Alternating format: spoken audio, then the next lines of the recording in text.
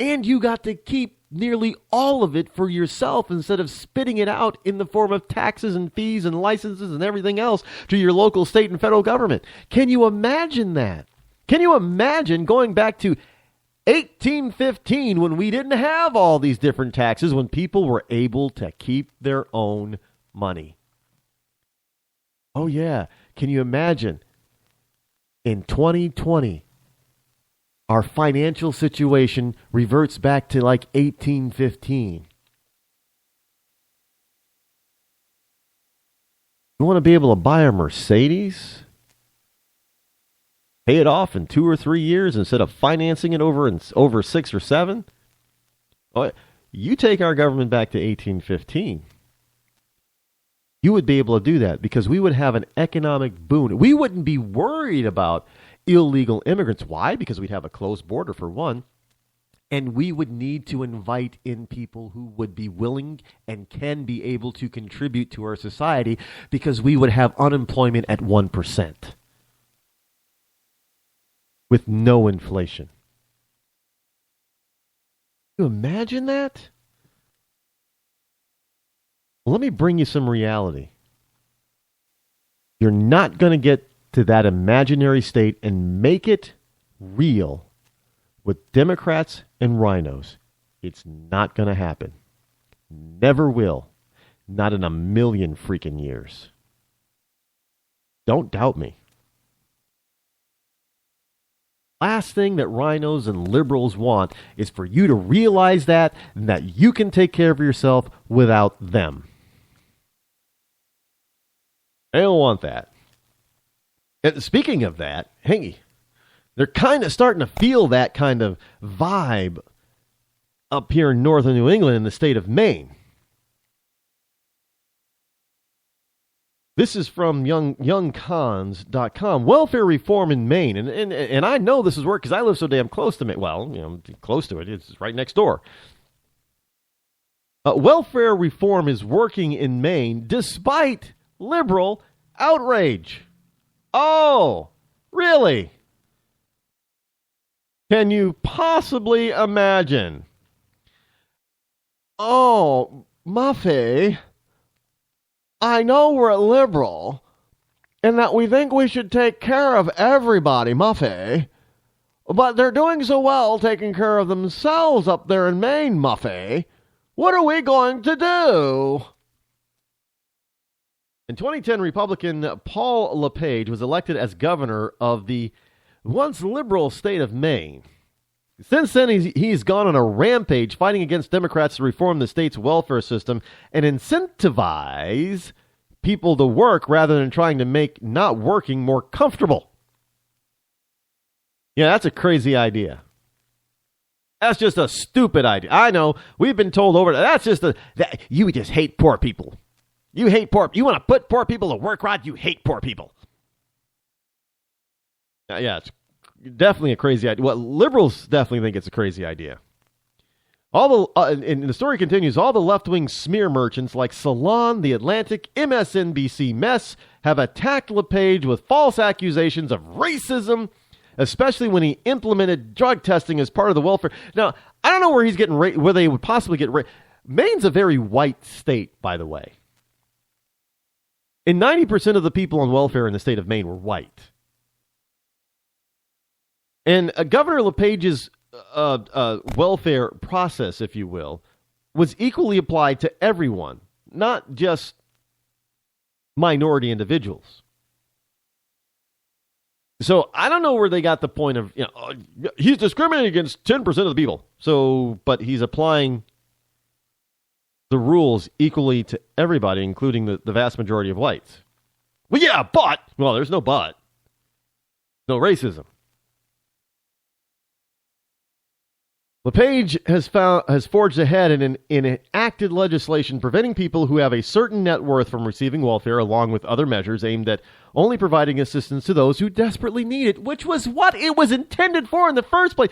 Oh my God. You mean if you have a net worth that is a certain amount that you actually have to go and spend your net worth? Isn't that what it's for? And if you don't want to spend the net worth, what are you going to do? Get a job. Yeah. Imagine that. Now, guess what happened when LePage stuck to his guns? And the guy's not considered an ultra-conservative.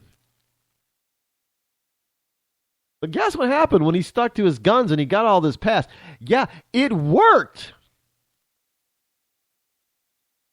Governor LePage has been on a crusade to reform the state welfare program and reduce resident dependence on government assistance. New numbers indicate that these reforms have been working. You can hear them grumbling already.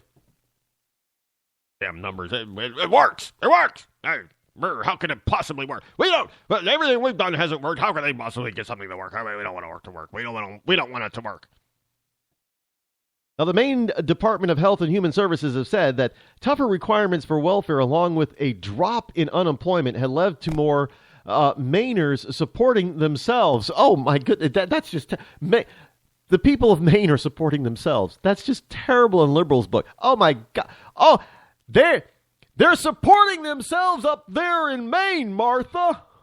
We got to stop that nonsense.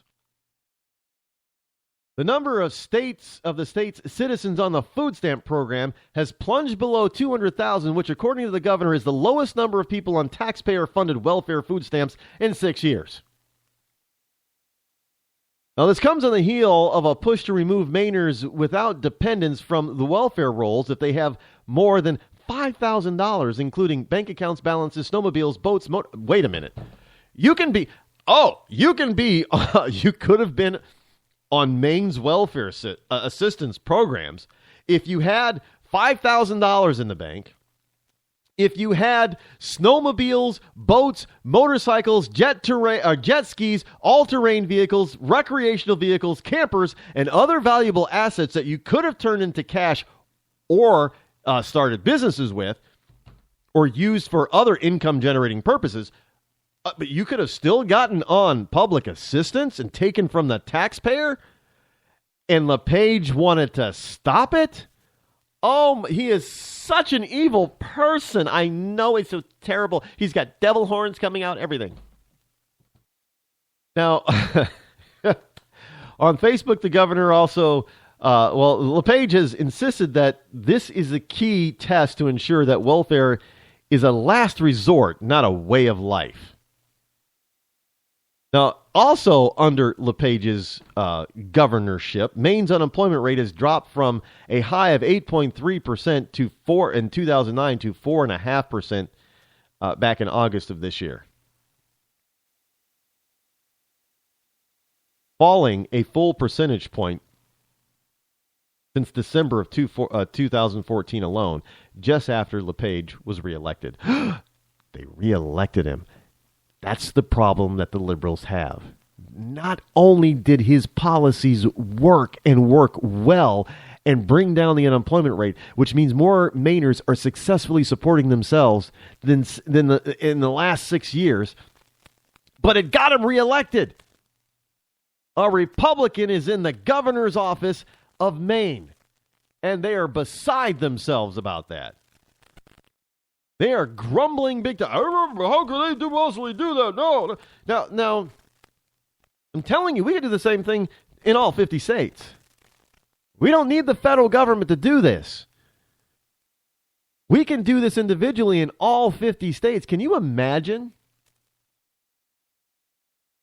if the number of people who really do not need public assistance are booted off and forced to be contributing members to society? Wait a minute. All those Mainers have jobs now, and instead of taking money out of the system, they're paying taxes into the system, which means Maine has more tax money. Now, liberals should be happy about that because now they can spend more of it. Oh, but yeah, see, everything they want to spend it on is welfare programs. And now they don't need to spend it because nobody's on welfare. Oh, well, we couldn't spend it on things like we need, like, border patrols and military, National Guard. You couldn't spend it on the police and fire and first responders. No. That's not a liberal's first choice. That's not a liberal's last choice to spend money on. Oh, no. They got to spend it. Their first choice, their only choice, is socialistic type of stuff. That's what they want to spend it on. But there's no need to spend it in Maine on that stuff because nobody needs it. And thus, nobody needs them. Also, looking at from the Washington Examiner, schools are like businesses when it comes to harmful regulations. And you can't make this stuff up, folks. More than 1,000 students might be out of school next week, and an unlikely culprit may be responsible. A school district, Obamacare. Clay County Schools in northern Tennessee is struggling financially and has decided to close the district's 3 schools indefinitely. Administrators are blaming the high cost of Obamacare for hurting the district financially. The Affordable Care Act, being a totally unfunded mandate, is devastating the finances of the Clay County school system. We are also in a county that just doesn't generate a lot of tax revenue. We'll see. You see, Mr. County School Director by the name of Jerry Strong. See, your problem is you're not taxing enough. That's what they would tell you. They would tell you, Mr. Director Strong, you're just not taxing the people enough to make the money in order to run your school system.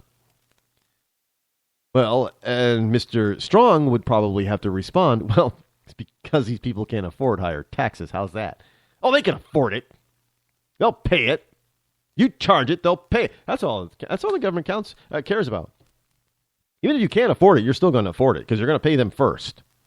Because if you don't pay it, they're going to take your stuff and throw you in jail. So you don't have it. It's extortion, really. When you come to think about it, the way our tax system is now designed, it's extortion. It really, really is.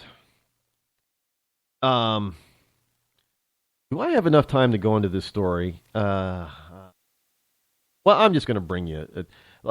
alternative lifestyles. Hey, folks, this is what's happening up in Canada, soon to come down here. A gay married couple who got divorced just after a year into their marriage, their gay marriage.